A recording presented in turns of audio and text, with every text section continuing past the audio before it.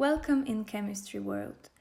In this video we will focus on the most important and prevalent chemical compound on the Earth.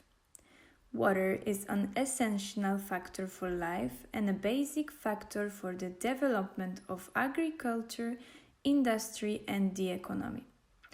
Of all the components of the natural environment, water is the one most exposed to pollution because it is responsible for leaching and dissolving air components. Substances naturally occurring in the water and those introduced to it as a result of human activity or the properties that they determine are called water quality indicators. We divide them into two categories, physical and chemical.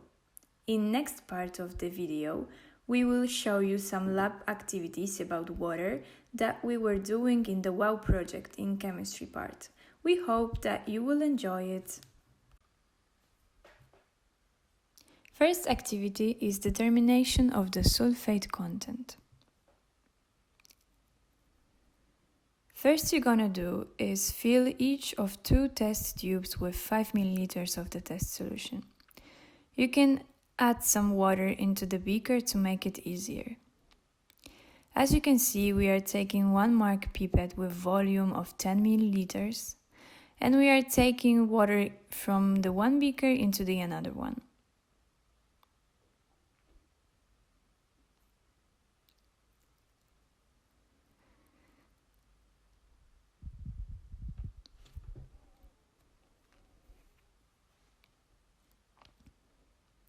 Now we are taking the water and we are adding them into the test tube. If you are doing this with lab partner, you can spread the duties and he or she can prepare the data sheet during your work. Now, turn on the photometer and use the arrows to set the display on sulfates B. Zero the photometer using one of the test tubes.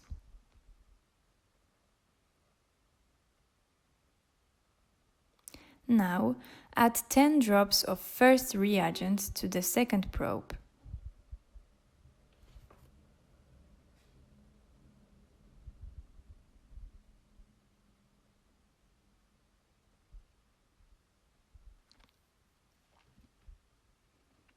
Mix it together.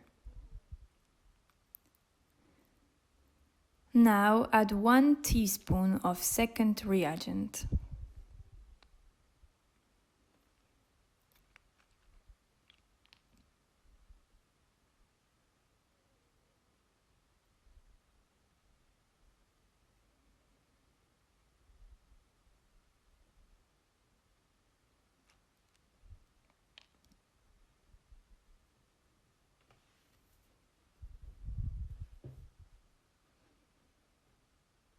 Mix it gently for about 1 minute. Now you can fill the test tube with 5 ml of the mixed solution. Don't forget to close the tube.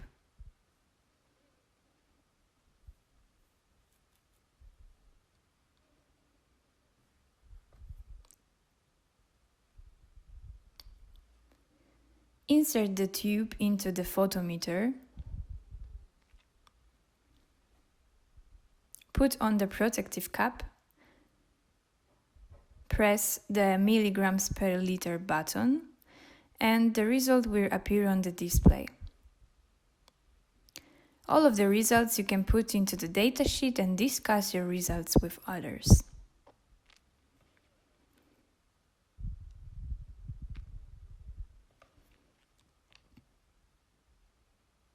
Second one is measuring the conductivity of water samples.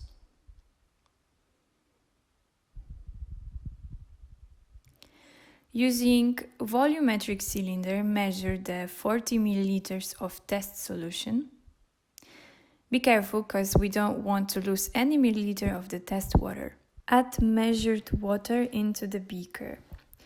Prepare the conductometer for work. Turn on the power and set the conductivity measurement option.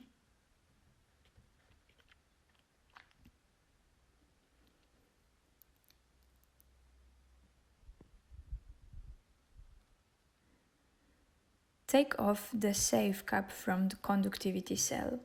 The electrode stays always in distilled water solution, so you don't have to rinse it before using. Place the conductivity cell in the sample solution. Be careful about air bubble and keep the cell under the water in about 1 cm from the bottom.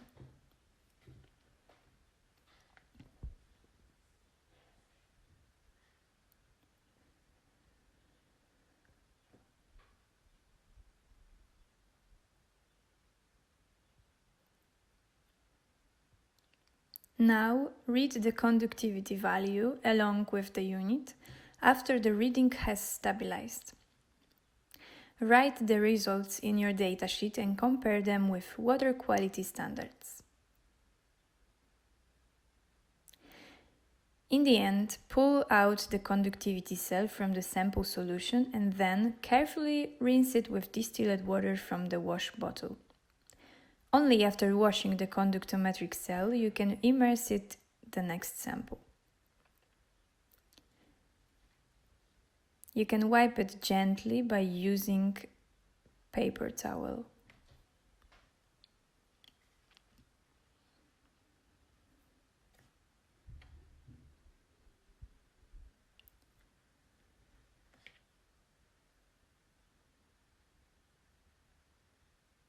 Now you can add the safe cap.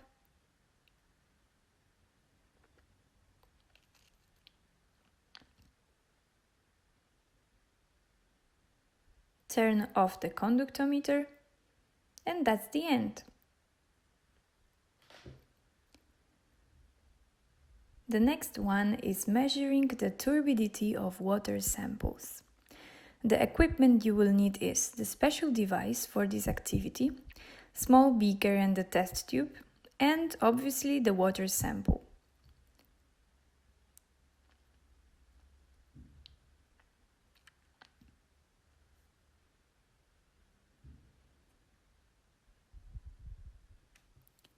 First you're gonna do is to place the water sample in measuring cuvette.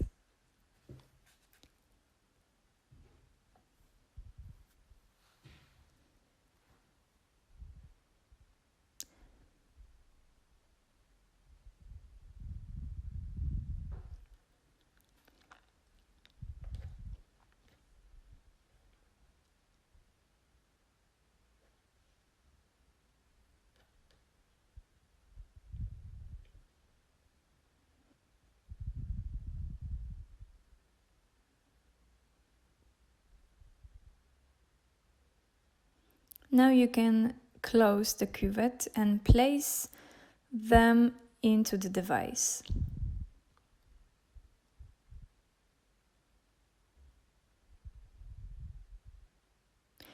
Close the protective cap and read the turbidity result. Sometimes the results have to stabilize, so you have to wait just a little bit.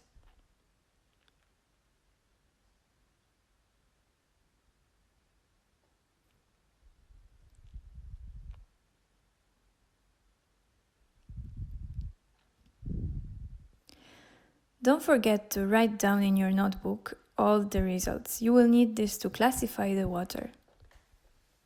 Next factor will be hardness of water. Hard water is one that contains large amounts of calcium and magnesium salts. Let's see what we have in our water. Take 100 milliliters of the sample solution using 1 mark pipette and place it into the conical flask. Hard drinking water may have moderate health benefits but can pose critical problems in industrial settings, where water hardness is monitored to avoid costly breakdowns in boilers, cooling towers, and the other equipment that handles water.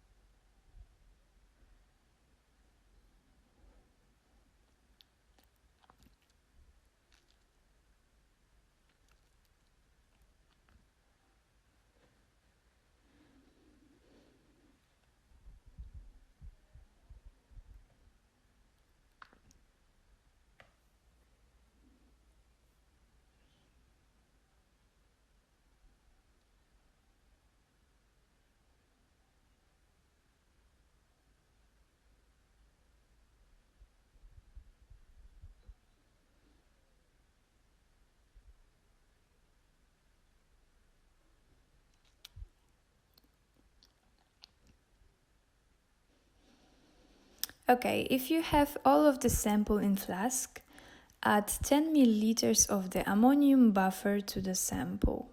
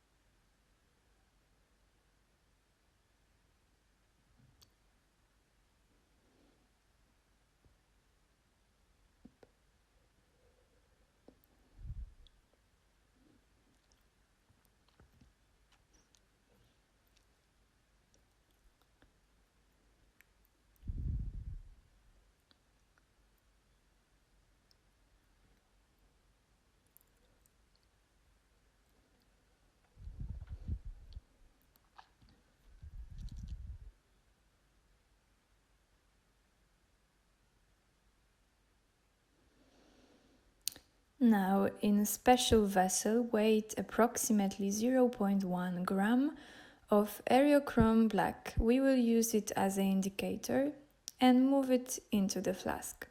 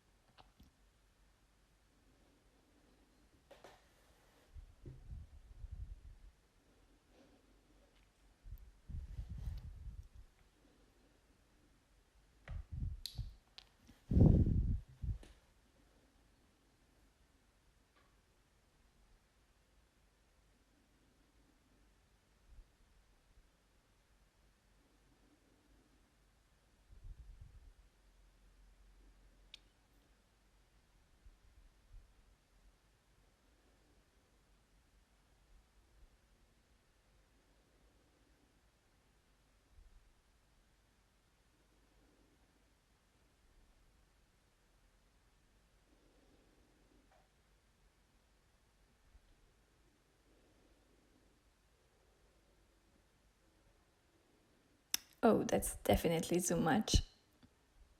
Sometimes it's very difficult to achieve the weight that you have in instruction. But keep trying to do your best.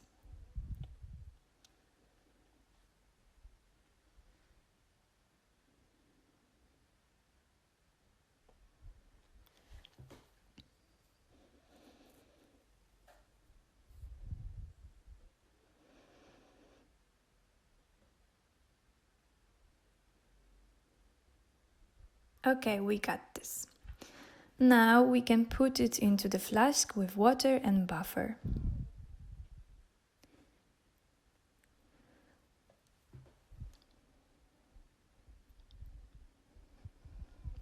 Take as much as you can from our vessel. Remember that we don't want to waste any of reagent.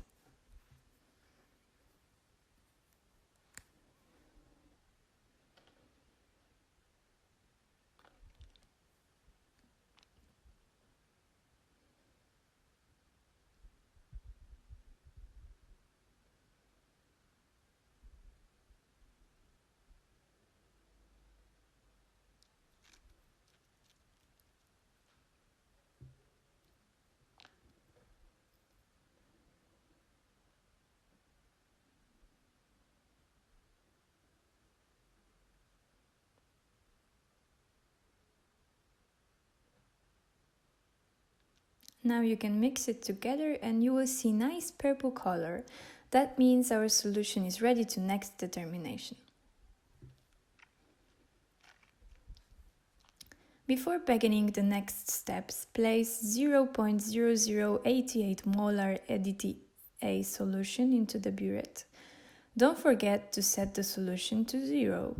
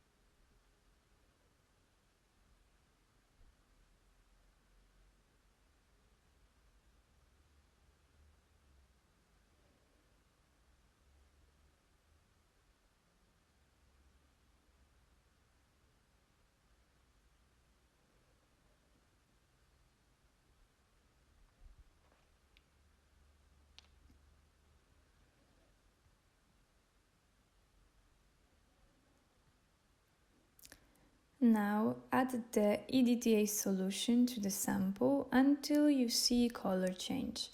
It should go from purple to blue. That is very time-consuming process, but as a lab fan, you know that time and precision is crucial in our work.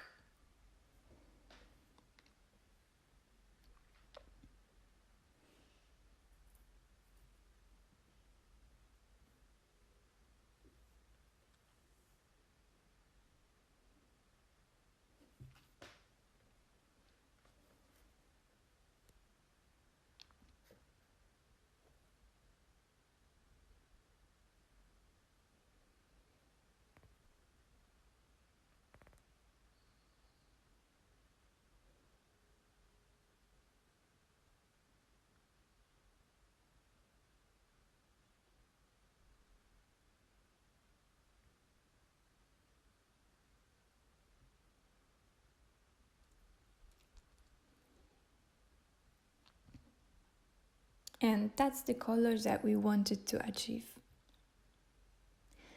Now you can read the volume of EDTA that was used to determination, and that's everything.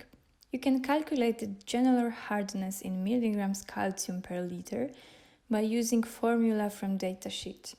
You will find it in every activity instruction.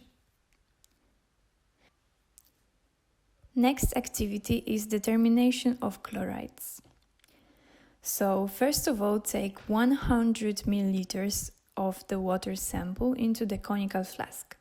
You can move water into the beaker first to make it easier, but that's not necessary.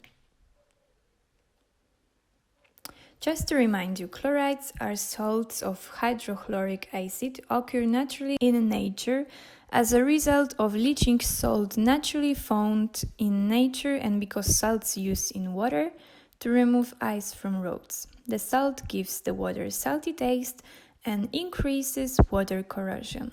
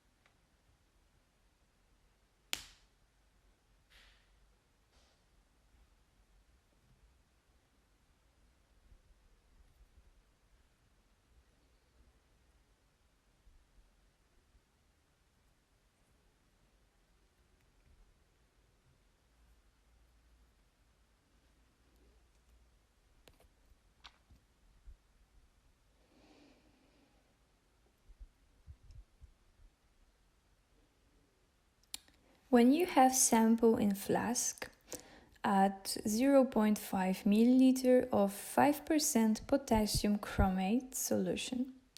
We are using it as an indicator.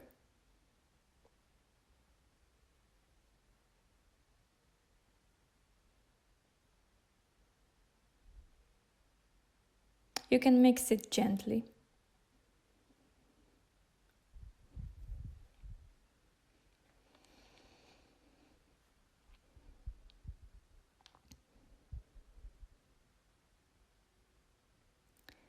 Now titrate the sample with the silver nitrate standard solution.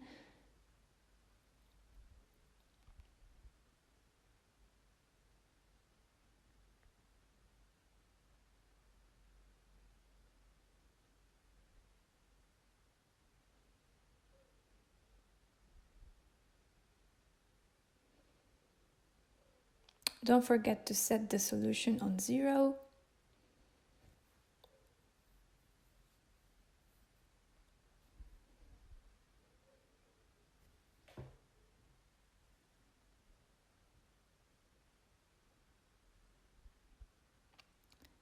The color that we want to achieve should be brown.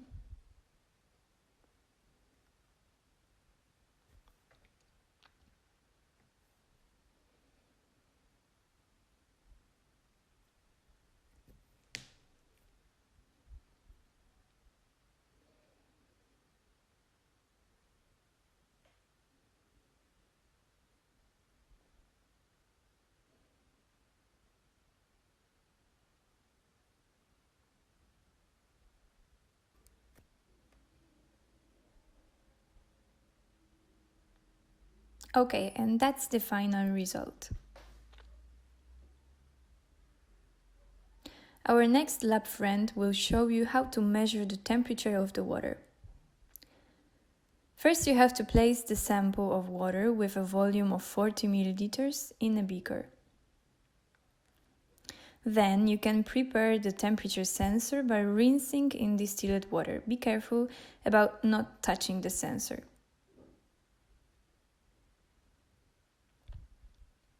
You can wipe it with a soft paper towel or tissue. Turn on the device, and as you can see, the screen shows air temperature in the lab. Now, you can insert the sensor into the sample and read the temperature value.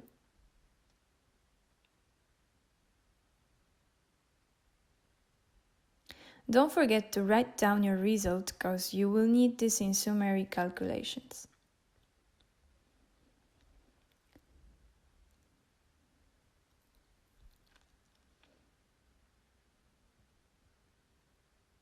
As you can see, the temperature of the sample is much higher than our room temperature.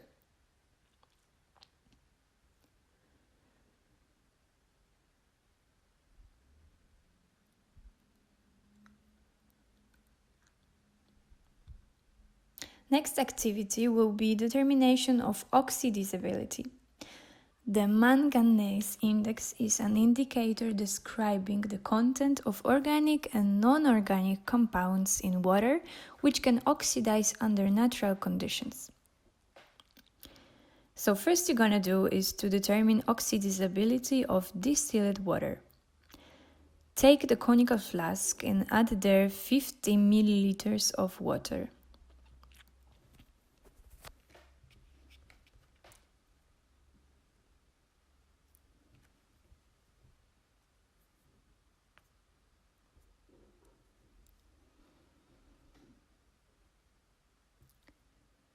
Then add 5 milliliters of 0.0025 molar potassium permanganate. You can use 1 mark pipette for this.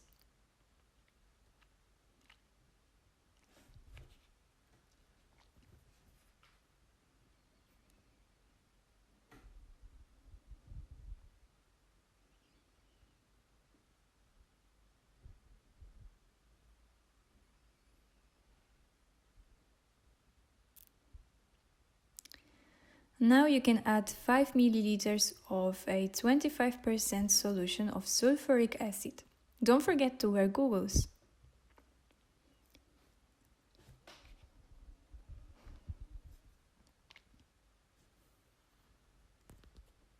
Now our nice purple solution needs to be warmed, so you have to put it in a water bath for 20 minutes.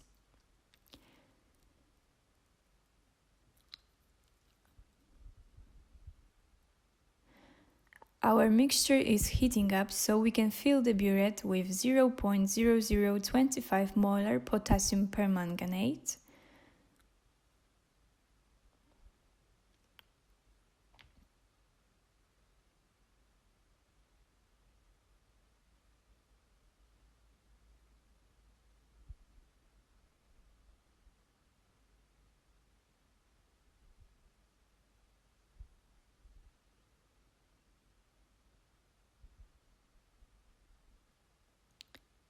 Watch out for air bubble. Check it twice before starting to titrate.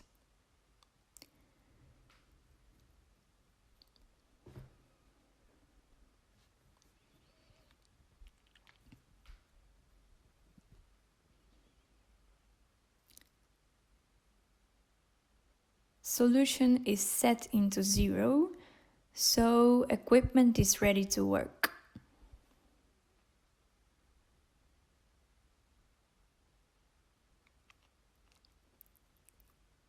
Now take a hot flask with sample and add 5 milliliters of sodium oxalate straight to the hot solution.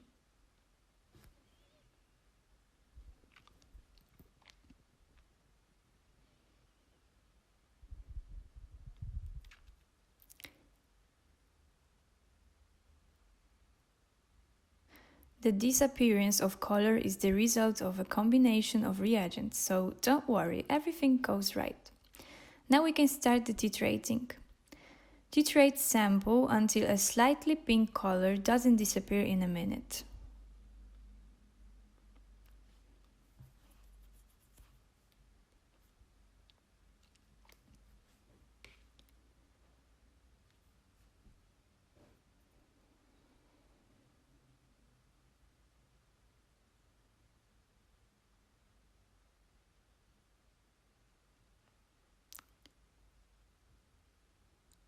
When your work is done, don't forget to read the volume of titrant solution that was used for the sample. Write down your results.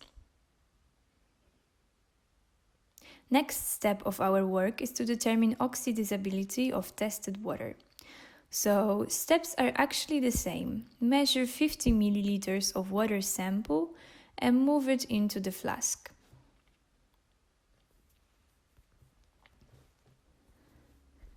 Add reagents in the same amount as for distilled water.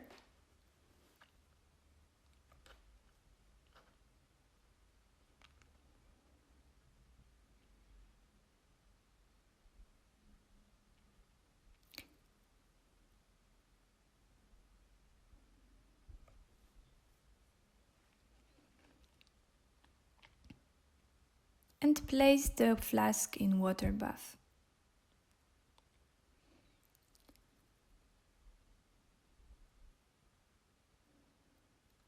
While water is heating up, you can fill again the burette. Set the solution on 0.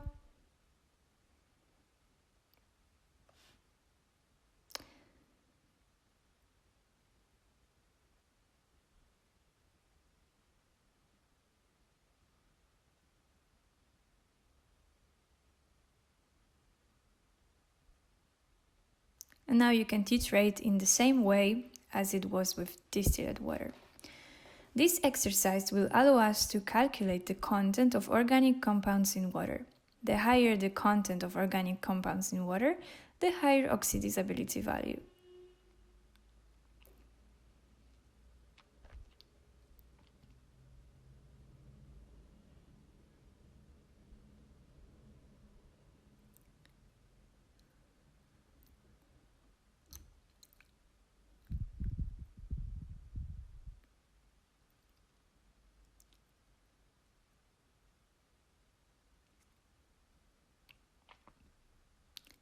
Write your volume result in datasheet. You will need it to calculate the oxidation of water.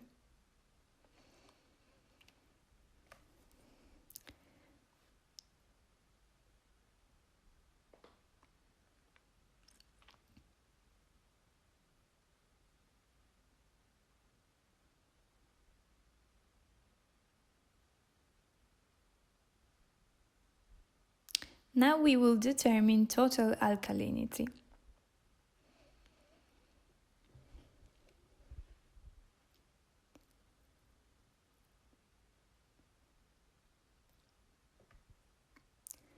Measure 100 milliliter of test water. You can use 1 mark pipette for this.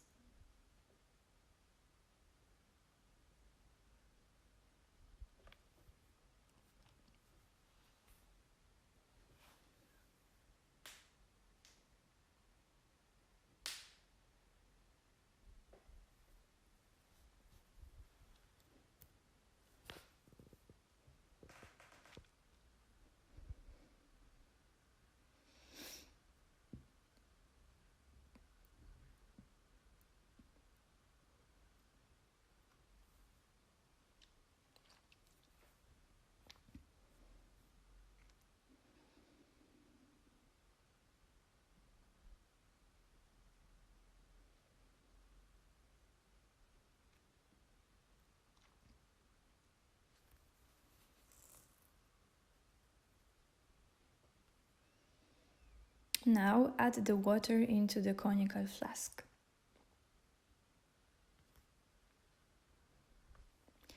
Total alkalinity is the measure of water's ability to neutralize acids.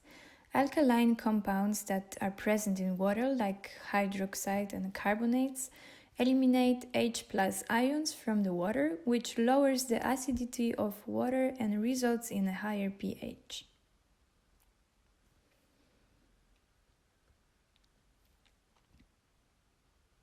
When flask is filled with sample, add 3 drops of phenylephthalate and mix it together.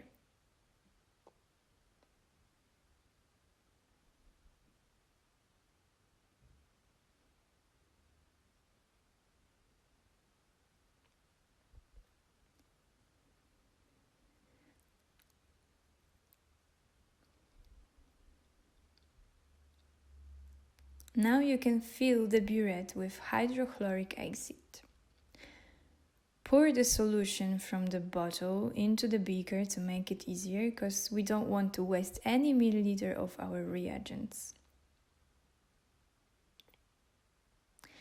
Don't forget to set the solution on 0.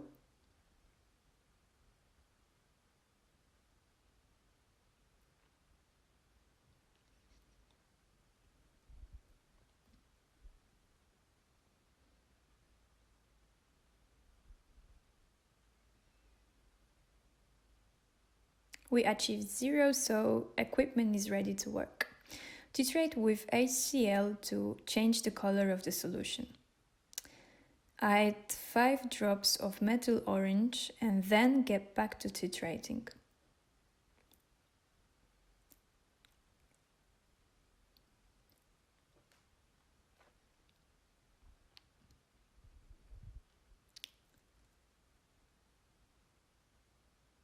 Follow the instructions about color change.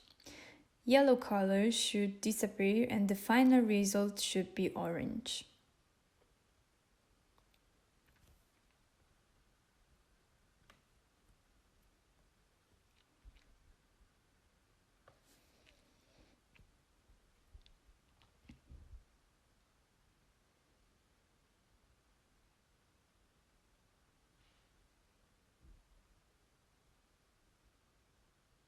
That's the final result.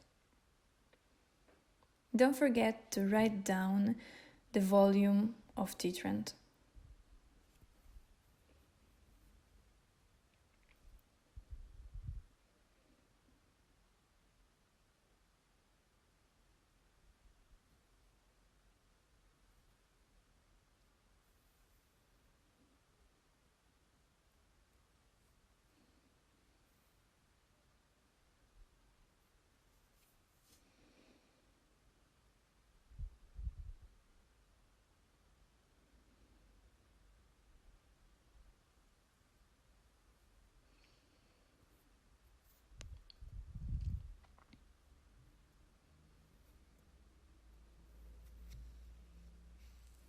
Next exercise is measuring the pH of water samples. Measure 40 milliliters of water sample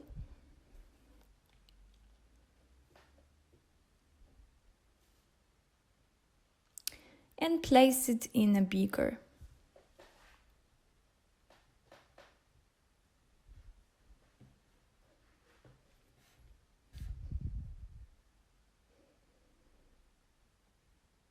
Turn on the pH meter and set the pH measuring option.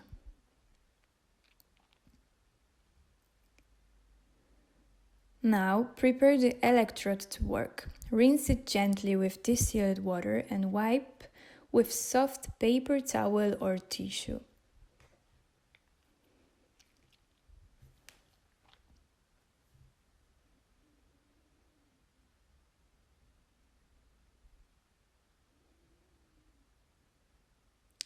Place the electrode in the sample solution.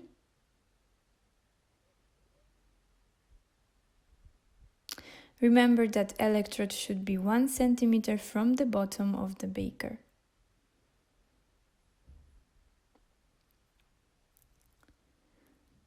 You have to wait until the reading has stabilized. We are always putting the temperature sensor too, because it's important to know the temperature of the sample.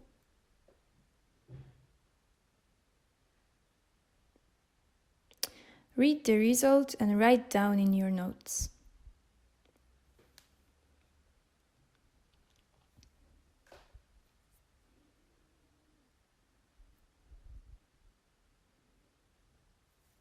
Pull the electrode out of the sample solution and clean it up again by using distilled water and paper towel.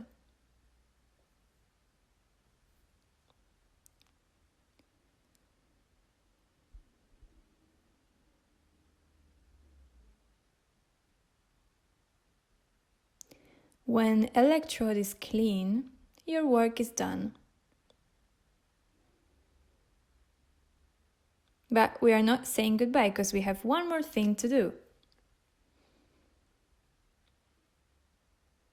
So last but not least activity will be spectrophotometric determination of iron content in water samples. Sounds complicated, but trust me, you will manage.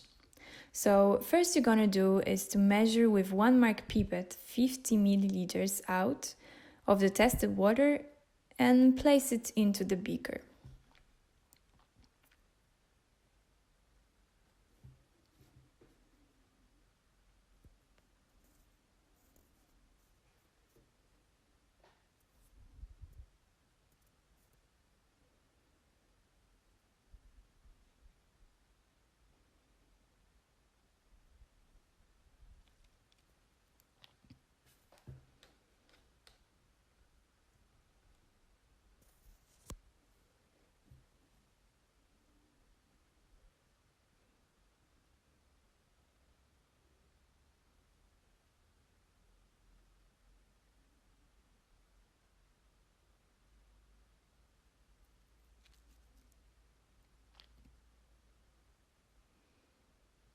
Now add 5 milliliters of concentrated hydrochloric acid.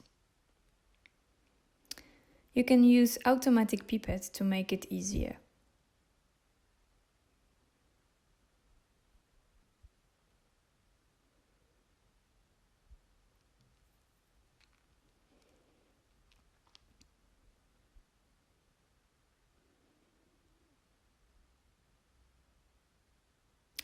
Add 1 centimeter of 3% hydrogen peroxide solution to the beaker with tested sample of water. Again, we are using automatic pipette.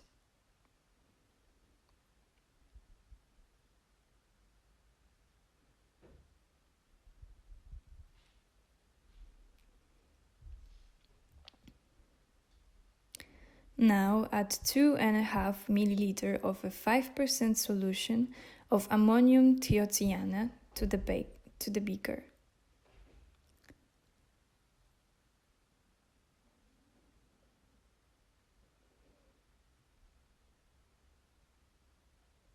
Color is a result of combination of the reagents, so it's fine.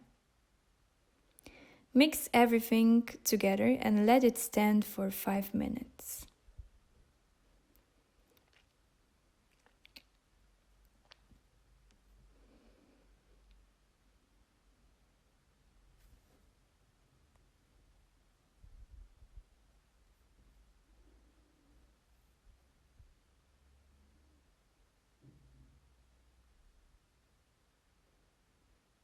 After 5 minutes, you can prepare a blank test. Pour 50 milliliters of distilled water into a beaker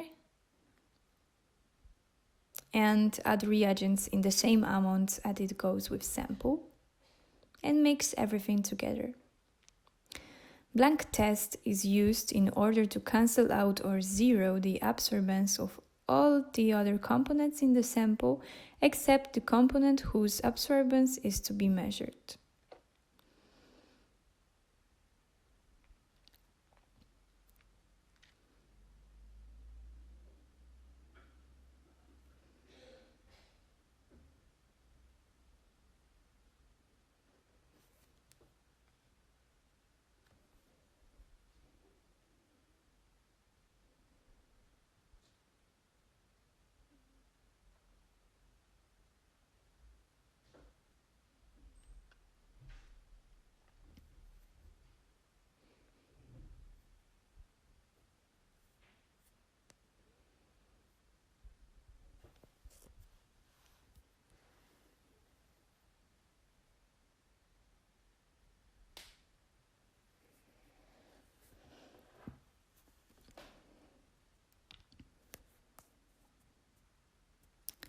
Now transfer the prepared solutions to the spectrophotometric cuvettes.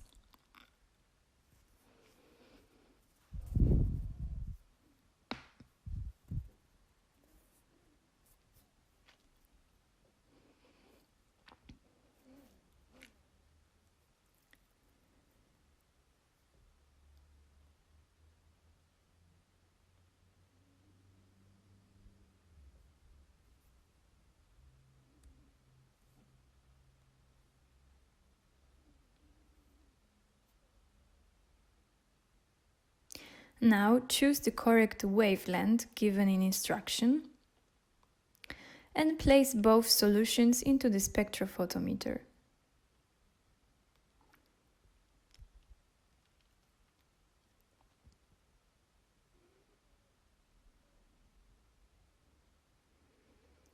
Zero the spectrophotometer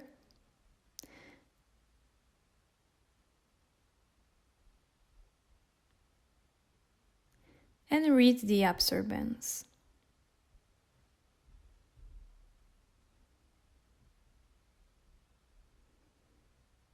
Now pull out the cuvettes and clean your lab desk.